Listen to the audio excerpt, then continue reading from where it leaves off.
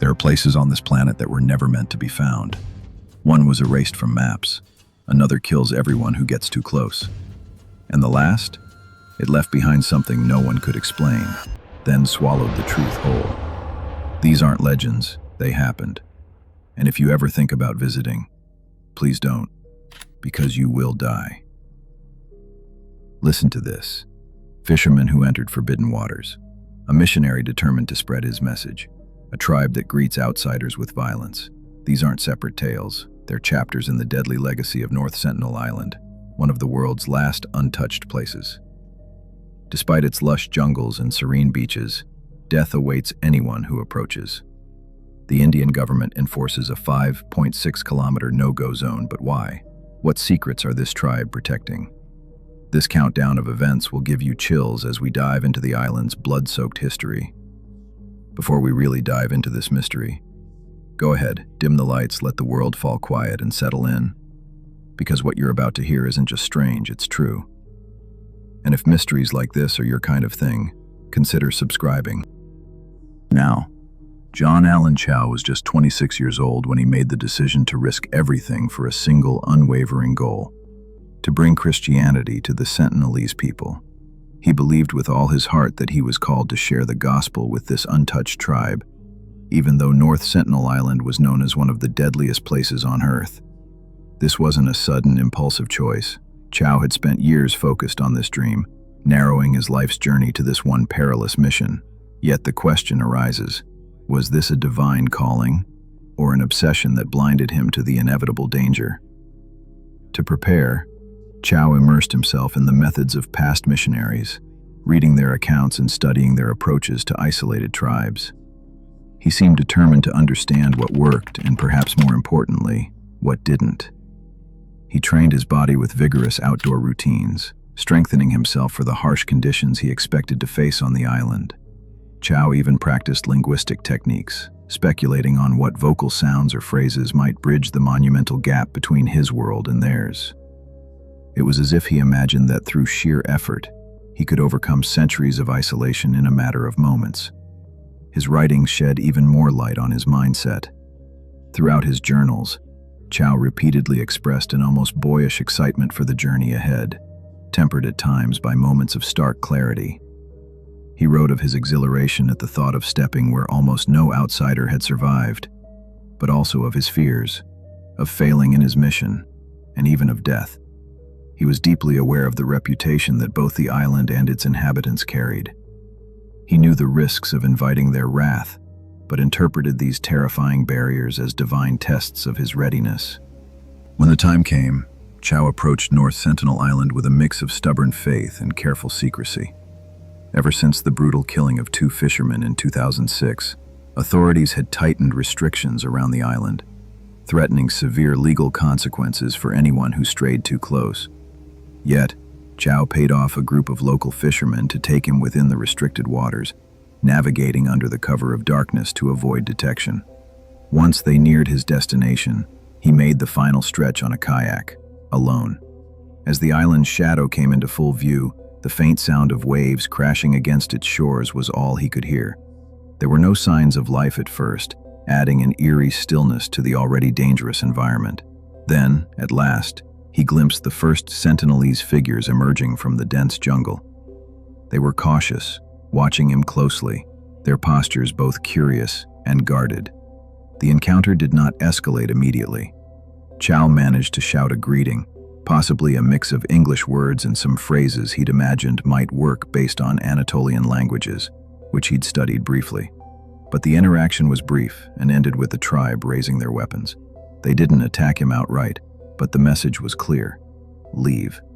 Chau returned to the fishermen who had waited for him at a safe distance. Shaken but not deterred, he recorded his thoughts from that encounter.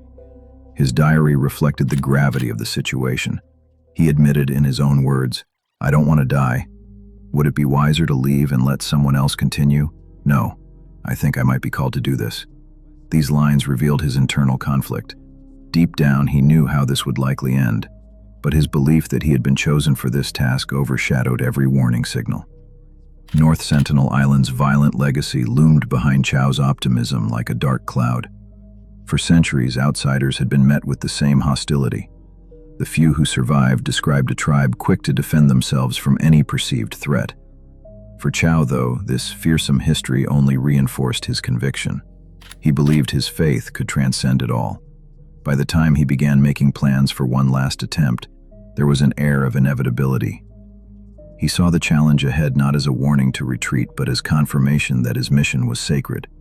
With that thought firmly in his mind, he prepared to return to the island, this time for what would be his final journey. North Sentinel Island's hostility toward outsiders isn't a modern phenomenon. It's a deeply ingrained pattern that stretches back centuries. This is a place where contact consistently turns deadly. One of the earliest recorded examples happened in 1867 when the Indian merchant ship Nineveh ran aground on a reef surrounding the island. Stranded, the 106 passengers and crew immediately became targets. Sentinelese warriors emerged from the dense jungle, armed with arrows and spears, launching a relentless series of attacks. With no way to defend themselves except by throwing stones and sticks, the survivors held out for an entire week, until a British steamboat arrived to rescue them. It was a narrow escape that sent a clear message. The island's inhabitants wanted no visitors. Not long after, in 1880, an encounter orchestrated by the British authorities caused lasting harm to an already fragile relationship. Maurice Vidal Portman, a colonial officer keen on studying the tribes of the Andaman Islands, led an expedition to North Sentinel. There they captured 6 Sentinelese, a decision that would set a tragic precedent. Among the captives were an elderly couple and 4 children, all of whom were taken to Port Blair. Portsman's team likely had no understanding of how vulnerable the Sentinelese were to foreign diseases.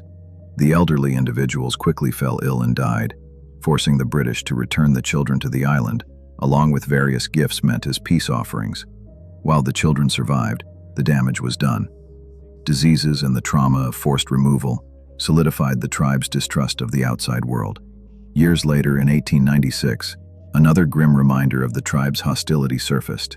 An escaped convict from the Great Andaman Island prison ventured to North Sentinel on a makeshift raft. Within days, his body washed ashore on a neighboring island, riddled with arrows. It was discoveries like this that only deepened the Sentinelese's reputation for unflinching aggression toward outsiders.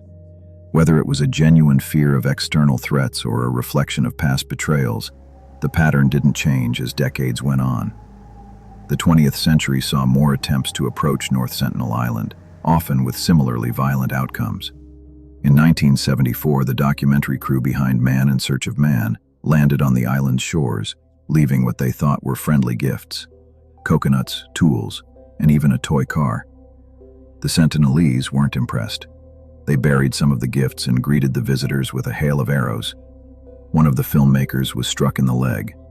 Another newcomer had captured this moment on camera, leaving proof that North Sentinel wasn't a place for goodwill experiments. A similar story unfolded in 1981, when the cargo ship MV Primrose ran aground near the island after encountering a storm. The ship's crew were stranded on the reef, but quickly realized their position wasn't safe. Sentinelese men were spotted on the beach, armed with spears and bows, keenly watching the ship. The crew managed to radio for help and were eventually airlifted to safety, marking yet another encounter where the tribe's hostility spared no exceptions. Even nature itself hasn't softened the Sentinelese resolve. After the catastrophic tsunami in 2004, there was concern the tribe might have been wiped out.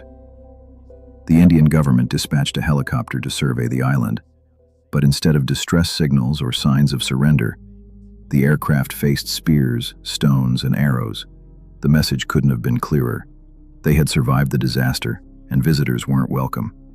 More recently, in 2006, 2 fishermen drifted too close to the island while fishing illegally in the restricted zone. The Sentinelese killed both men, leaving their bodies on the shore. Efforts to retrieve their remains were not just futile. They were abandoned outright when it became clear that further intrusion would only escalate the danger. This incident reinforced the Indian government's strict exclusion zone, stretching 5.6 kilometers around the island, meant to protect the Sentinelese from diseases and to shield unknowing outsiders from violent confrontation. At the heart of this deadly history lies the tools of the Sentinelese. Simple but effective, their spears, bows, and arrows are sharpened to perfection, with some arrowheads crafted from scavenged metal found in shipwrecks. These same weapons have ensured their survival and autonomy, creating an aura of fear for those who might dare to approach. When we consider John Allen Chau's fateful journey, it's impossible to ignore this bloody legacy. He wasn't the first to see North Sentinel as an unclaimed frontier, nor was he the first to meet its hostility. What makes his story so haunting is that despite the warnings etched in history, he saw himself as the exception. Yet, as with each of these encounters, the island remained unchanged, unyielding, indifferent, and sealed in time. On November 16, 2018, John Allen Chau woke up knowing it might be the last day of his life. In his final journal entry, written early that morning, he began with a shaky typo. Woke up after a fairly restless sleep heading to Ireland. Now I hope this isn't my last notes, but if it is, to God be the glory. The mistake, writing Ireland instead of island, hinted at his nervously focused thoughts. He faced the reality that every step toward North Sentinel carried him closer to almost certain death. Yet, his determination to bring Christianity to the Sentinelese never faltered. His plan for that final approach was simple but risky. Chau packed gifts meant to soften the deadly reputation of the tribe: a fresh fish, some small trinkets, and even a football. He loaded them into the kayak that the fishermen had taken great pains to hide the night before at a safe distance from the island. As Chau paddled toward the beach, he sang hymns and attempted to call out biblical phrases he hoped might resonate. All he wanted was to connect, to open a line of communication where none had existed before. The reactions he faced were immediate and unmistakable. Sentinelese warriors emerged from the tree line, bows drawn and spears at the ready. According to Chau's earlier notes, a similar response had forced him to retreat on previous attempts. Once, an arrow even struck his Bible, which he had held up as both a shield and a symbol of his intentions. These incidents had shaken him but hadn't deterred him. Instead, he saw the hostility as a test of his faith, writing, "I think I might die. Would it be wiser to leave and let someone else continue? No, I think I am called to do this." The ultimate tragedy of Chau's mission lies in his own understanding of the risks. Throughout his detailed journal entries, he acknowledged the danger that most others would have taken as a sign to stop. He even penned a farewell to his family, writing, "Brian and Marilyn and Mom and Dad, you guys might think I'm crazy in all of this, but I think it's worth it to declare Jesus to these people. Please do not be angry at them or at God if I get killed." His words revealed not only his deep conviction, but also his peaceful acceptance of the possible outcome. To him, death was not failure, but rather the ultimate sacrifice for his cause. The fishermen who had helped Chau break through the restricted zone later provided a grim account of his final moments. They watched from their boat as Chau landed on the beach. The Sentinelese were instantly hostile, though specifics remain unclear. Moments later, they saw his body being dragged across the sand with a rope tied around his neck. The fishermen fled, terrified of being seen or attacked themselves. After his death, Indian authorities faced an impossible decision: how to handle the deadly aftermath. Recovering Chau's body was deemed too dangerous. Past run-ins with the Sentinelese had shown that even peaceful gestures from outsiders could escalate quickly.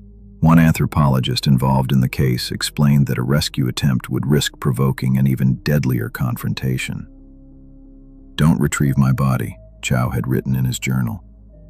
He had made it clear he didn't want his death to result in more suffering or conflict, and the government ultimately respected his wish. The response to Chau's death was polarizing. Some viewed his mission as heroic and selfless, while others criticized what they saw as recklessness and cultural insensitivity. The ethical questions surrounding his actions ran deep. Should isolated tribes be left alone indefinitely? Or is it ever right to impose outside beliefs? In trying to bring his faith to North Sentinel, Chau had unwittingly reignited debates over autonomy, respect, and interference. The haunting final image of John Allen Chau, lying lifeless on a beach as the Sentinelese ensured no outsiders would retrieve him, was a stark reminder of this island's defiance. It wasn't just his conviction or his faith that the tribe rejected. It was the entire modern world. North Sentinel Island stands as one of the few places on Earth untouched by modern civilization. Its dense forests and isolated beaches hide a society bound by ancient ways, fiercely protective of their autonomy. For generations, their resistance has been their shield, guarding them against diseases and irreversible change. But this isolation raises a haunting question. Is it their greatest strength, or could it eventually lead to their downfall? Here, time stands still, and the modern world holds no power. It's a forbidden place where outsiders pay the ultimate price, a chilling testament to the island's refusal to be part of history's march forward. Some places are dangerous because of the people who guard them, others because of what we might discover if we go too far. Now, shift your gaze from the burning shores of the Indian Ocean to a place where no fires burn, where the cold itself is the only witness, and even the silence feels like it's hiding something.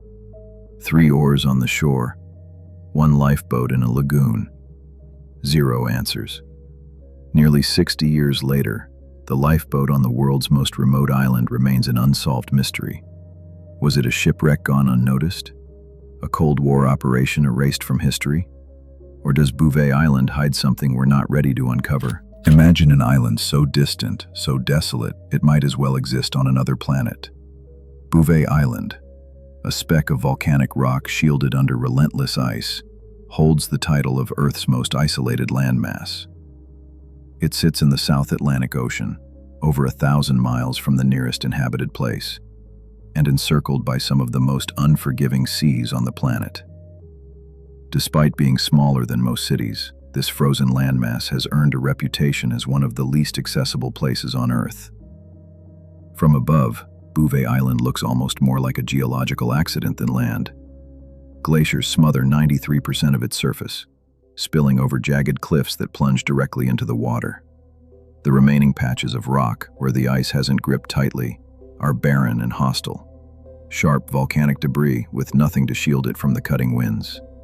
And speaking of the winds, they rarely stop.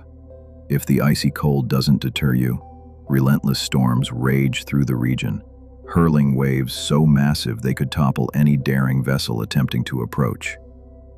In the winter, temperatures rarely climb above freezing, while in the summer, if you can even call it that, they barely scrape past it. It's not a place where life thrives. It's a place where nothing wants to stay. Historically, Bouvet Island has been something of a ghost on maps. French explorer Jean-Baptiste Charles Bouvet de Lozier first spotted it in 1739, but he was unable to confirm its true location. The coordinates he recorded were so imprecise that the island effectively disappeared for almost 7 decades, leaving sailors and mapmakers doubting whether it had ever existed at all. It was eventually rediscovered in 1808, but still proved so difficult to reach that it remained one of the last explored corners of the Earth well into the 20th century. For many years, expeditions couldn't even land. Ships that approached found themselves battered by turbulent waters and near impossible landing conditions. What makes this island's history even stranger is that, as remote and barren as it is, there's one marker of human presence that defies explanation. In 1964, a British research team, led by Lieutenant Commander Alan Crawford, managed the near impossible. They landed. Their mission was to map the island's inaccessible terrain from the air and conduct limited ground surveys where conditions allowed. But something happened before they even took their first step onto Bouvet Island, a discovery that sank the team into one of the most baffling discoveries of maritime history. As the helicopter ascended over the island's icy cliffs, Crawford spotted an unusual break in the frozen landscape. Bouvet Island's glaciers are jagged, with few features to break up the monotonous mass of compacted ice. But here, in a naturally formed lagoon on the island's northern side, something stood out. It wasn't nature at play, it was man-made. Resting in the still water of the sheltered lagoon was a lifeboat, a lone, weathered vessel surrounded by nothing else but unyielding ice and volcanic rock. Even stranger, the lagoon wasn't connected to the open sea. It was blocked by high cliffs, making it nearly impossible for the lifeboat to have floated in on its own.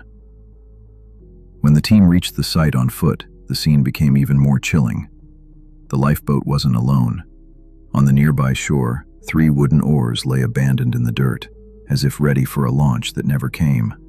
Scattered nearby was a barrel, along with some items of little significance. But there were no footprints, no fire pits, no sign anyone had been there, or if they had, no evidence of where they'd gone. Worse still, no one had an explanation for how this boat had arrived. No ships were reported missing in the area, no distress signals were ever received, and no records indicated anyone had reason to journey as far south as Bouvet Island. The only clue, if it could even be called one, was the lifeboat itself, which lacked any markings of origin. Its surface was scratched and aged, but even the team noted that its presence here didn't make sense. Could it have come from a shipwreck? The lack of bodies, supplies, or survival equipment made that theory crumble under closer examination. As remote as Bouvet Island is, this discovery opened a new mystery that no historian, oceanographer, or naval expert has managed to settle. How did someone, or something, reach this frozen graveyard? And why did they leave without a trace? What's even more unsettling isn't just what they found, it's what they didn't. The Soviet connection presents an intriguing possibility. In November 1958, the Slava 9, a Soviet whaling vessel, reportedly sent a landing party to Bouvet Island. Records from the time included hints that some crew members became stranded due to worsening weather, only to be later rescued by helicopter. Could the lifeboat have belonged to that crew? It's tempting to connect the two events. The relatively short time window between the volcanic eruption in the late 1950s that created the Nyrosa and the British expedition in 1964 does align with the Slava 9's visit.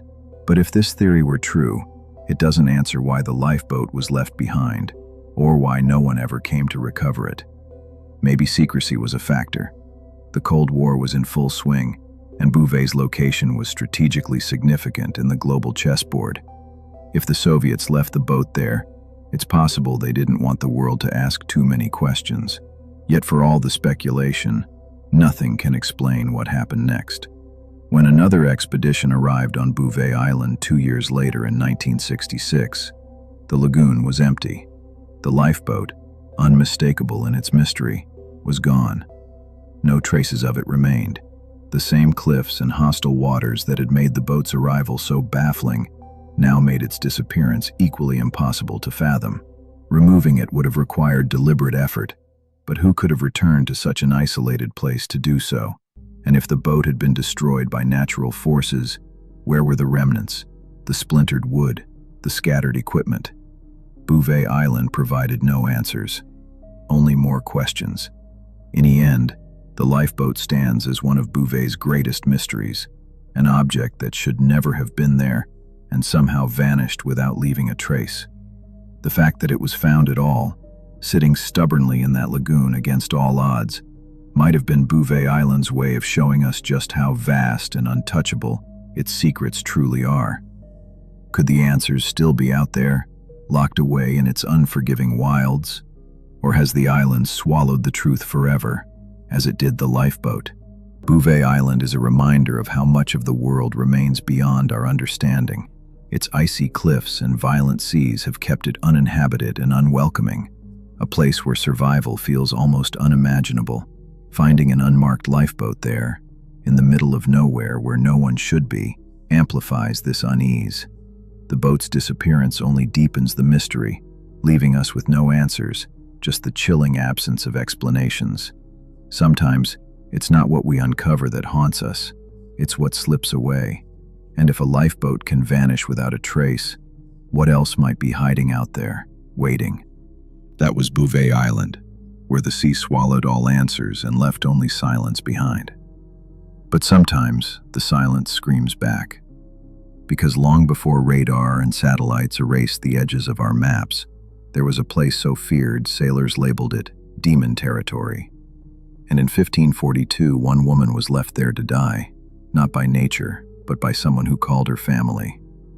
So now, let me take you further back, to a phantom island that vanished without a trace, and the haunting survival story it tried to bury. What would you do if you were exiled to a frozen wasteland, surrounded by whispers of demonic spirits, with nothing but death looming over you. In 1542, Marguerite de la Roque found herself on the legendary Isle of Demons, abandoned for love on a phantom island said to be haunted by monsters. For over 2 years, she fought to survive starvation, loss, and possibly her own unraveling mind. But here's what's most disturbing. When she finally escaped, the island disappeared from maps entirely. So, did it even exist at all?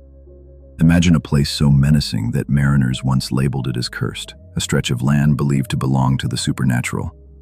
The Isle of Demons was reportedly somewhere in the icy waters off the coast of Newfoundland, carefully avoided by early explorers who documented its chilling reputation. It didn't appear on maps as a curiosity or even as a warning. It was marked as an undeniable part of the world, somewhere you wouldn't dare approach if you valued your sanity or your life. Yet it wasn't just the idea of such a place that terrified. They said they had heard it, felt it, and that something was there. To the sailors of the 16th century, the North Atlantic was already a terrifying enough expanse. Freezing waters, unpredictable storms, and vast stretches of nothingness surrounded them as they braved routes no one truly understood. The Isle of Demons only added another layer of danger, but one they couldn't chart or explain. They whispered about monstrous howls carried over the waves and shadows moving across its foggy ridges at sunset. Some swore they saw red flickering lights along the shore, like flames dancing in the distance, though no one dared land to find out their source. And then there were the stories of voices. Those who got too close reported hearing strange cries, not human but not entirely animal either. The sound alone was sometimes enough to drive them back out to sea, wide-eyed and sure they had encountered the edge of something unnatural. Over time, these encounters weren't just shared around taverns and among crews. They found their way onto paper. Early cartographers held an important responsibility in shaping how people saw the world, and tales like these often went unchecked before making their mark. Maps from the 1500s, attempting to navigate the still mysterious regions of the globe, began to include phantom landmarks like the Isle of Demons. It sits there on faded parchment today, sitting just outside the coast of Newfoundland, its ominous name written in steady script. While modern people might look at it now and think of superstition or embellishment, at the time the mapmakers were telling you something they believed could not be ignored. Myth and geography intertwined, and for sailors setting out across the Atlantic, the Isle of Demons became more real with every whispered warning. The legend grew as explorers returned with chilling tales of their own. In some accounts, they told of ships swept inexplicably off course as if something unseen was steering them toward disaster. Others said their compasses spun wildly as their vessels neared the island, leaving them lost and disoriented in an already perilous sea. And for those who disappeared altogether, a common fate for many during the unpredictable voyages of the time. Some speculated they had been lured ashore by whatever lurked there, never to be seen again. You have to remember, this was an era when the unknown wasn't just feared, it was blamed. Anything that couldn't be explained, peculiar storms, illness, or sudden madness, became part of these whispered myths. But then came Marguerite de la Roque's story, a tragic chapter that blurred the line between legend and reality. In 1542, this mysterious Isle of Demons stopped being just a name on a map. It became a piece of living history. Marguerite was a young French noblewoman with her own secret to hide. She'd fallen in love with a man named Mathieu, and that romance alone was enough to ruin her future. Her uncle, a wealthy and powerful man, responded to her defiance with the harshest punishment. When their ship passed by this infamous island, he ordered her lover, and a maid, Damienne, to be left behind. It's difficult to imagine what that first night must have been like for Marguerite. The cold would have crept in quickly, a chill that soaked into her bones. The island itself offered little comfort, mostly barren, rimmed with jagged ice, and almost eerily quiet except for the crash of water and faint rustling in the distance. Stories of demonic spirits weren't just abstract fears now. They were something she'd have to reckon with in the void of isolation. Would they reveal themselves under the cloak of dark winter nights? Or were they nothing more than ghosts of her own mind, fed by panic and despair? Whatever the truth, the island's reputation was already working against her, even before hunger, grief, and the sheer weight of abandonment set in. Surviving there wasn't just incredible, it seemed impossible. The temperatures alone would have crippled her, but starvation and exposure added to her daily battle. You can picture her wandering the desolate shoreline, searching for food while keeping an eye on the shadows that shifted between trees. They must have seemed alive in her peripheral vision, fueling the stories she probably grew up hearing. And beyond the biting wind and eerie silence was the deeper question. Were the real demons outside of her, or had the isolation itself brought them out from within? When explorers returned to the island years later, after Marguerite's rescue, they found no trace of it. It vanished from maps, leaving behind only her haunting account. Did she confront demons, or simply herself? As we trace her horrific journey deeper, that question only grows. Their supplies began to dwindle faster than they had likely anticipated. Hunting and foraging became necessities. But the island wasn't forgiving. Freezing winds and frost set in. And while Mathieu and Damien struggled against the growing hopelessness, Marguerite had to fight to endure. Food grew scarce, and what they could find was far from enough. Her pregnancy added another layer of desperation. As winter settled over the island, survival became its own torment. The cold seeping into their bones, their bodies weakening with each passing day. When Marguerite gave birth on that barren land, surrounded by nothing but snow and jagged rock, it should have been a moment of fragile hope. Instead, it became one of the darkest chapters in her life. The baby didn't survive long on the island, and its death was only the first of many losses. Mathieu, her once devoted lover, soon fell into despair. The isolation, starvation, and bitter cold began to overwhelm him, and his health failed quickly. The man who had jumped into the freezing waters to join her had nothing left to give. Not long after, Damien succumbed to her own suffering. The three who had been abandoned together were now down to one. Alone for the first time, Marguerite had to endure not only the crushing physical challenges of surviving, but also the psychological terror that came with isolation. Each day would have been marked by her fight to stay alive, scouring the island for food and fending off predators like bears. Nights were even worse, as the long darkness left her with only her fears. During storms, she later recalled hearing voices calling her name, hints of the supernatural, or perhaps just her mind playing tricks on her as isolation gnawed away at her sanity. Marguerite's survival required an incredible transformation. She learned how to set traps for small game, fish in streams, and eventually master the use of the firearms left to her, not just to hunt, but to defend herself. In the midst of the despair, she discovered a resilience she likely didn't know she had. But the cost of her survival was steep. By her second winter, her grip on reality began to slip. She spoke of shadowy figures appearing in her cabin, of feeling watched by something malevolent in the woods. Her intense isolation blurred the line between the fears she brought with her and the actual dangers of the island. Was the Isle of Demons truly cursed, or had the isolation itself turned her mind into its own kind of enemy? When she was finally rescued, 2 years after her exile, Marguerite had survived impossibly. But what exactly had she lived through? Her story leaves behind a haunting question. Were the demons on the island real, or did they live entirely within her own broken mind? The Isle of Demons exists now only in stories, but those stories came from somewhere. Marguerite's survival shaped its legend, turning what might have been superstition into something far darker and more real. Over centuries, people have debated its location, maybe Quirpon Island, maybe Belle Isle, but definitive proof has never been found. Still, the myth persists, lingering in the way we frame survival against impossible odds. Did Marguerite conquer the island's demons or just survive long enough to carry them home with her? Her story reminds us of how fear, rooted in myth, can blur into history, leaving questions that endure. If you still here and enjoyed these strange and haunting tales, go ahead and give this video a like. It helps more than you know. And if you'd brave any of these islands yourself, tell us which one in the comments. Don't forget to subscribe so you don't miss the next mystery we uncover. Until then, stay curious and stay safe.